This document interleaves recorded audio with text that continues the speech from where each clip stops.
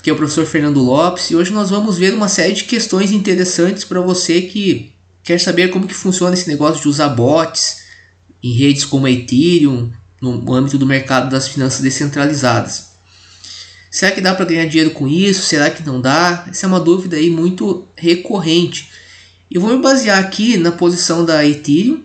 Nós vamos aprender aqui alguns conceitos, alguns jargões até desse mundo dos MEV Searchers, que são aqueles usuários que nós já explicamos quem são eles em outros vídeos, mas basicamente são um dos usuários privilegiados da rede Ethereum, que tem uma possibilidade maior de comprar, por exemplo, tokens em valor mais baixo do que os demais, e desse modo realizar operações como operações de arbitragem. Vamos falar um pouco sobre liquidations, dentre outras. A ideia hoje é passar para vocês um panorama, né? De fato elucidar essa dúvida, né? Se realmente dá para ganhar dinheiro, se não dá, como que dá para ganhar dinheiro efetivamente. Eu acredito que você vai ter uma visão bem consolidada sobre o tema. Bem, eu vou iniciar aqui pela minha própria opinião, tá? Antes da gente ver da Ethereum. Então, o que eu digo é que para você ser um MEV Searcher, você precisa possuir avançados conhecimentos teóricos acerca dos fundamentos e do funcionamento do mercado DeFi. E você precisa também ser capaz de transformar esses conhecimentos em complexos algoritmos. Eu até acrescentaria aqui em complexos e competitivos algoritmos. Nós já vamos falar sobre um exemplo de transações onde é possível fazer a compra de um token por preço mais barato, e você vai entender também por que não é tão simples. Existe uma concorrência, tá? Então é isso, tá? Não existe mágica. Você precisa conhecer profundamente o funcionamento do mercado DeFi, entender toda a parte teórica.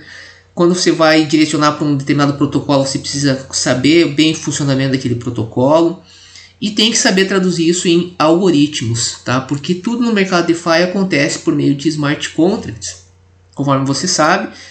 E, a bem da verdade, tem que saber olhar também lá por baixo dos panos, ou seja, saber o funcionamento da EVM, entender os opcodes, uma série de questões aí, tá? Mas vamos lá, vamos por partes, né? O que a Ethereum diz sobre isso? Tá? Eu tirei aqui de uma página da Ethereum, que fala sobre os MEV Searches, etc., MEV de forma geral. Ela diz que DEX arbitragem, liquidations e sandwich trading são oportunidades de MEV muito conhecidas, provavelmente não serão lucrativas para novos MEV Searchers. No entanto, há uma long tail de oportunidades MEV menos conhecidas, e eles citam aqui o NFT MEV como uma dessas oportunidades. Bem, são vários conceitos, né? Vamos tentar dissecar cada um, tá? Nós não vamos aqui ter uma aula específica sobre DEX arbitragem, sobre liquidation. Só vou apenas apresentar o tema para aqueles que ainda não conhecem, porque nós temos já no nosso curso robôs que implementam essas estratégias, e aqui apenas para que você tenha uma noção. No caso do liquidation, nós ainda teremos uma aula detalhada, e juntamente com a construção também de um bot que realiza esse tipo de operação.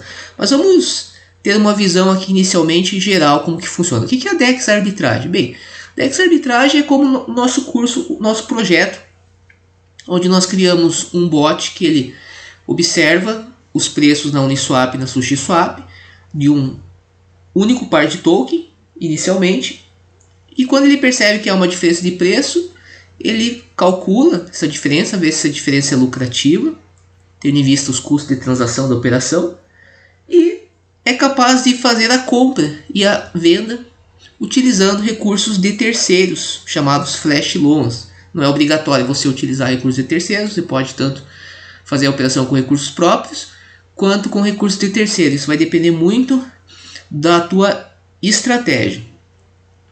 Então, nada muito novo. Liquidation já é um pouco mais complexo.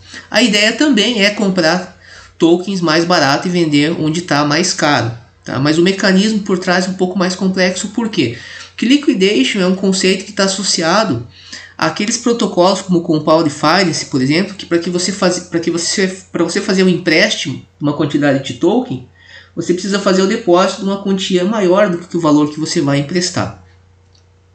Não é um empréstimo como os flash loans, que são empréstimos sem garantias, porque tudo é realizado numa única transação. No caso do liquidation, eu preciso depositar esse valor, nós chamamos de colateral, que é um depósito em garantia, de modo a eu poder ter acesso ao ativo que eu quero.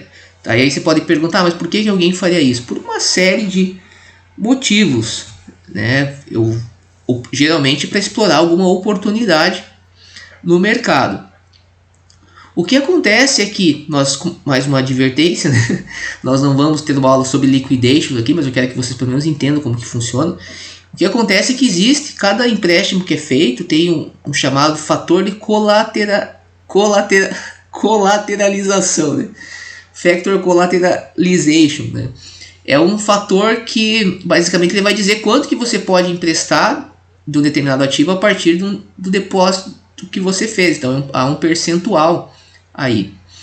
E esse percentual, se por algum motivo a garantia que eu depositei ela perdeu o valor, certo? Ou seja, ela não deixar de estar enquadrada dentro desse percentual, eu estou sujeito a uma operação chamada de liquidação. Basicamente, os meus colaterais serão vendidos no mercado para os searchers, certo?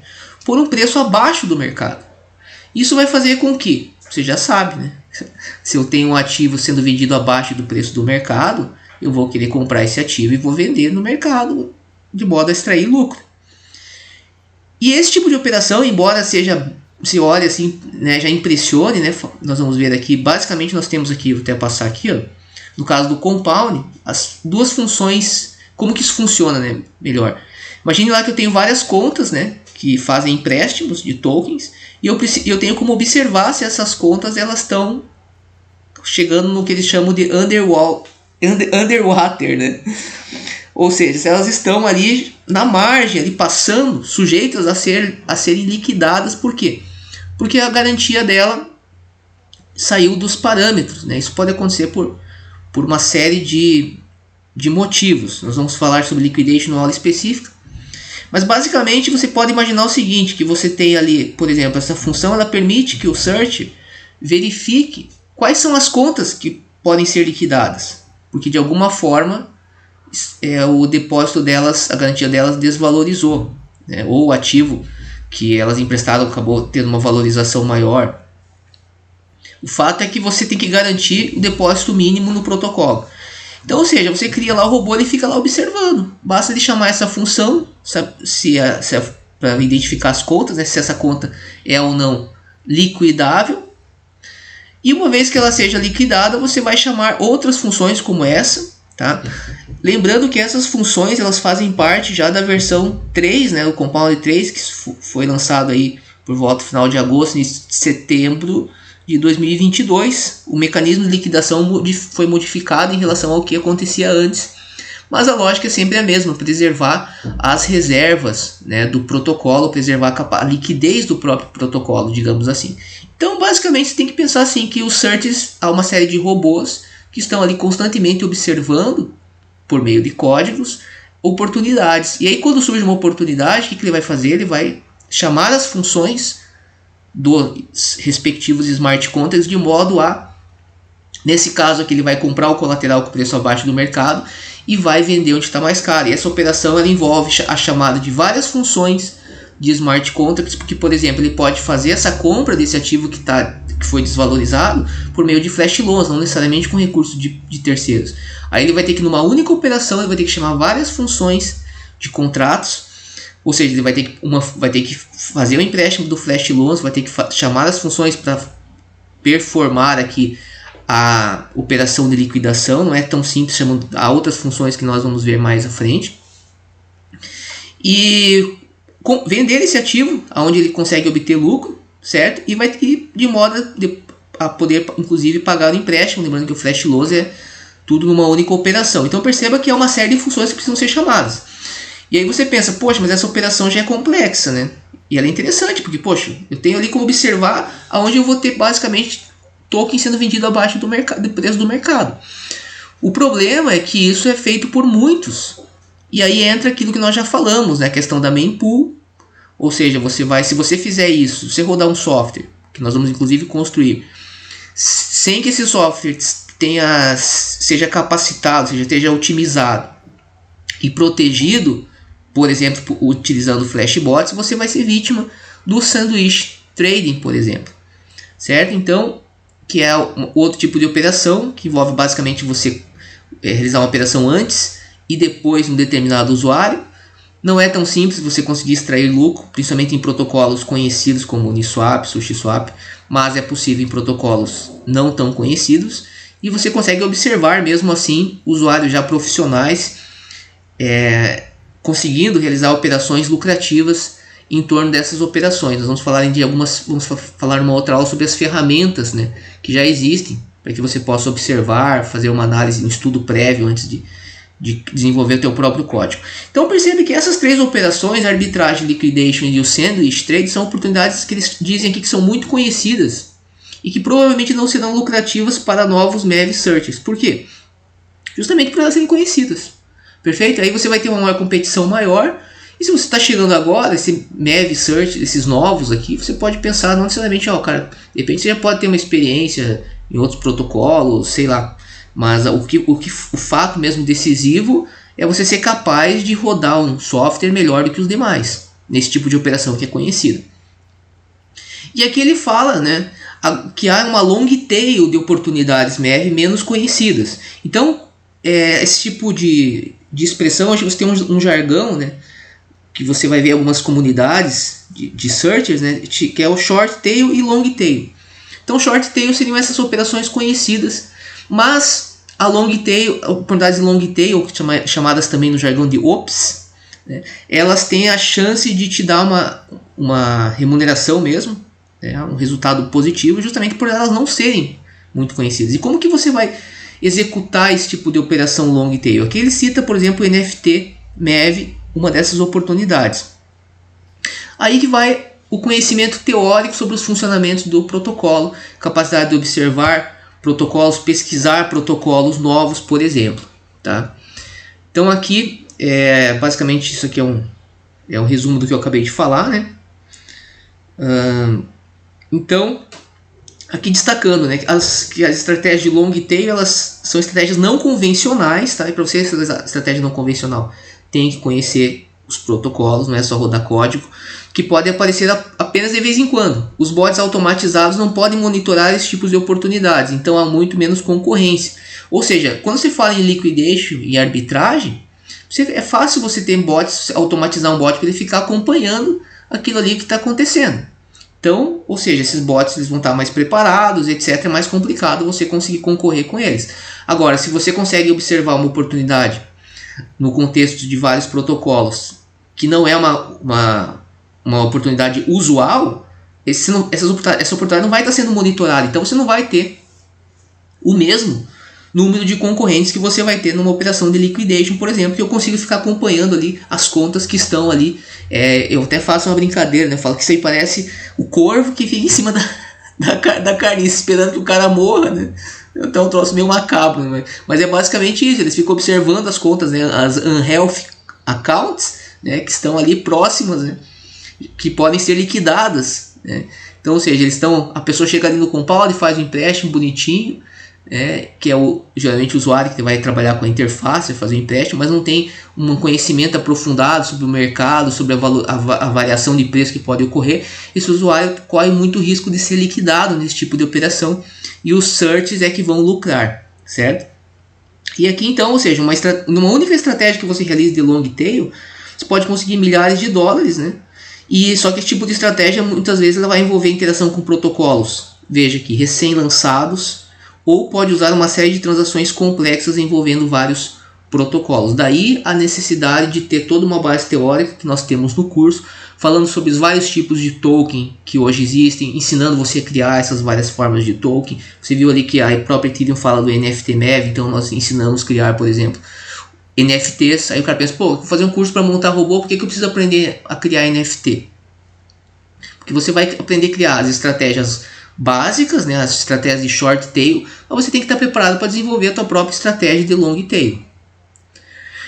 E aqui, né, para finalizar aqui essa aula, se dois Mev Searchers forem capazes de descobrir uma mesma estratégia e forem competir ao mesmo tempo, o diferencial estará na escrita do melhor código. Isto é, o código que gaste menos gas e que seja mais rápido. Né? E aí aparece então o uso de instrumentos como a linguagem U, que é o chamado Assembly, em Solid, que vai permitir que você trabalhe diretamente com os opcodes. Então é muito importante o conhecimento, né, sobre como que funciona uma Stack-Based Language. E aí no nosso curso nós ensinamos a criar uma Stack-Based Language de uma maneira muito simples com JavaScript, para que você aprenda os fundamentos. Né, que a ideia é o quê? É trazer conhecimento para que você possa aplicar esse conhecimento na prática. Certo? Você vai pegar um livro de ciência da computação falando sobre Stack, ali é outra finalidade. Ali é para o cara que quer ser cientista da computação, que quer trabalhar especificamente com aquele tipo de processo. No nosso caso não, no nosso caso a gente quer aprender as ferramentas para aplicar naquilo que nos interessa, que é o desenvolvimento de bots, Mev Searches, que possam de fato realizar operações lucrativas. Certo, pessoal? Não se preocupe se algum conceito desse tenha ficado ainda não, principalmente liquidation, né? A arbitragem nós já vimos muito disso, né? Praticamente desde o início do curso, mas especificamente liquidation nós vamos ter uma aula bem detalhada falando de como que isso funciona hoje no protocolo Compound Finance. Vamos aprender a rodar um bot capaz de realizar esse tipo de operação liquidation, inclusive utilizando flash loans, que nós já sabemos também como se faz. E aqui, né, lembrando, né, me siga lá no Instagram, professor Fernando Lopes. Também tem o seu guia Web3, bastante matérias aí relacionadas à parte jurídica.